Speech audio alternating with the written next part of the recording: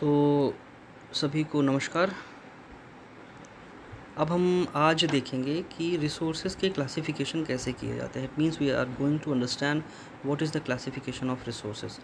So first of all, resources are classified into two categories.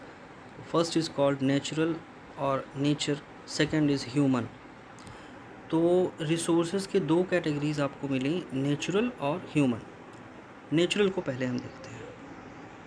Natural में इनको दो category में आगे फर्दर डिवाइड किया गया, एक रीन्यूएबल और दूसरा नॉन रीन्यूएबल।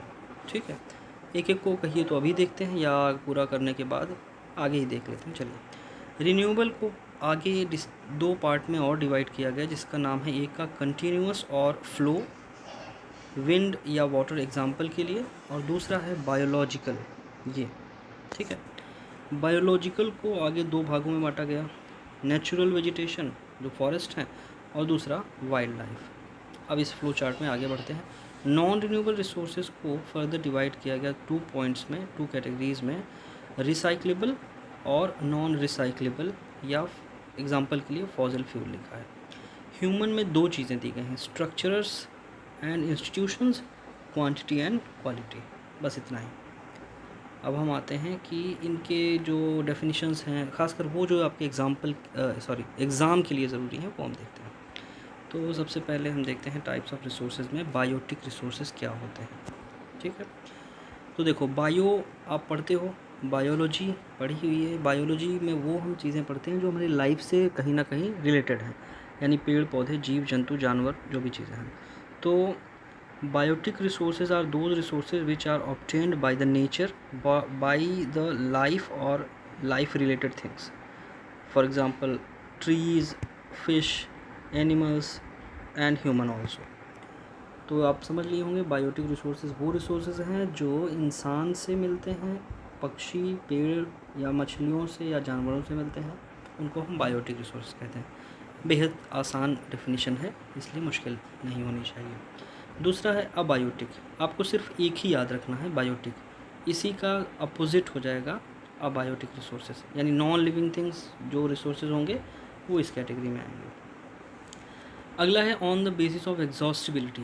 एग्जॉस्टिबिलिटी का मतलब होता है ख़त्म होने लायक, यानी कि ऐसे रिसोर्सेज जो ख़त्म हो जाएं, उनके बेस पर हमने रिसोर्सेज को कितने भागों में बांटा है। तो पहला है रीन्यूएबल रिसोर्सेज। देखिए, इसको मैंने आपको बताया था, अभी मैं फिर से क्लियर कर दे रहा हूँ कि रीन्यूएबल रिसोर्सेज क्या होते हैं। तो एक तो है री, फिर है न्यू, फिर है एबल। ठीक, री मीन्स होता है फिर से, न्यू का मतलब नया, एबल का मतलब बनने लायक या काबिल। तो ऐसे रिसोर्सेज जिनको फिर से नया कर सकें, ऐसी काबिलियत हो उनके अंदर, उनको बोलते हैं रीन्यूएबल रिसोर्सेज। एग्जांपल के लिए, फ़ैन में जो हवा आ रही है, जिसको यूज़ कर रहे हैं, तो वो हवा कभी ख़त्म नहीं होती, एक तरफ से आती है चली जाती है दूसरी तरफ। दूसरा एग्जांपल हम देख सकते हैं क्या, कि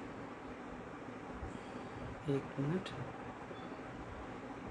हाँ, जब आप विंड मिल देखते हैं तो विंड मिल में बड़े बड़े इस तरह से ब्लेड लगे होते हैं, ठीक है, और इनके पीछे एक मोटर जैसा होता है।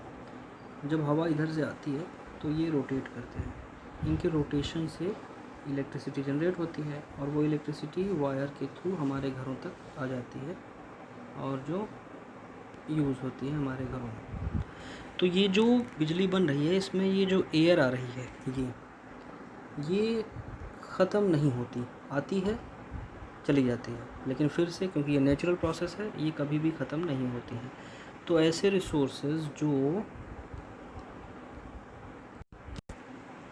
रिसोर्सेज जो अपने आप को खुद नया कर लेते हैं, यानी वो कभी ख़त्म ही नहीं होते, दूसरे शब्दों में, उनको हम बोलते हैं रिन्यूएबल रिसोर्सेज।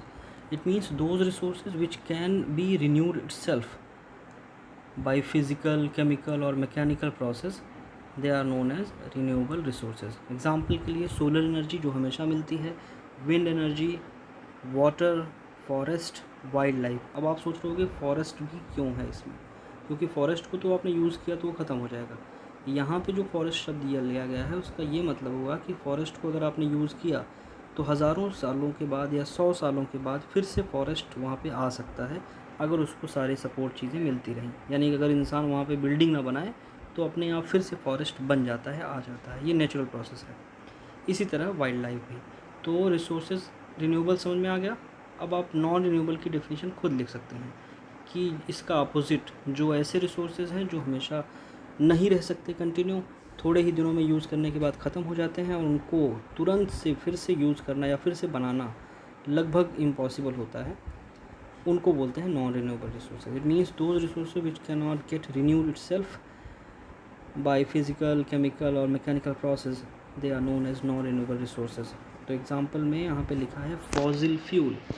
देखिए, फॉसिल फ्यूल का मतलब होता है वो सारे फ्यूल जो अपनी कारों में, बसों में इस्तेमाल किए जाते हैं। ये तो इसका मतलब क्या हुआ कि जब भी हम पेट्रोल पंप पे जाते हैं और अपनी कारों में पेट्रोल डलाते हैं, वो पेट्रोल या डीज़ल यूज़ होने के बाद ख़त्म हो जाता है। वो हवा में, जो भी आपने साइंस में पढ़ा होगा कि किस तरह वो चीज़ें कन्वर्ट हो जाती हैं दूसरी गैसेस में और हमें एनर्जी देती हैं।